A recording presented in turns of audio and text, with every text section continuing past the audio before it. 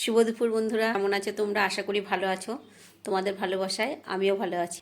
এখন খেতে বসবো। খাওয়ার আগে তোমাদের দেখিয়ে দিই আমি কী কী রান্না করেছি।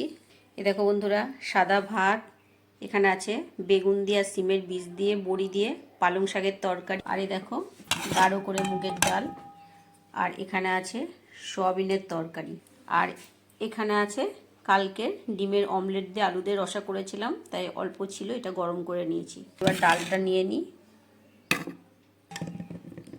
আর সয়াবিনের তরকারিটা নিয়ে নিই। করেছি পেঁপে দিয়ে আর আলু দিয়ে। আমরা পেঁপে দিয়ে আলু দিয়ে সয়াবিনের তরকারি খাও? আমার কিন্তু খুব ভালো লাগে, জানো তো। পেঁপে দিয়ে আলু দিয়ে সয়াবিনের এরকম মাখা মাখা রসা করে লাস্টে গরম মশলা দিয়ে নামিয়ে খুব ভালো লাগে খেতে। তোমরা যদি না খাও তো খেয়ে দেখো, খুব ভালো লাগে। লবণ নিয়ে নিচ্ছি পাতের পাশে। তো বন্ধুরা, খেয়ে নিয়ে এবার দেখা হচ্ছে পরের ভিডিওতে। টাটা।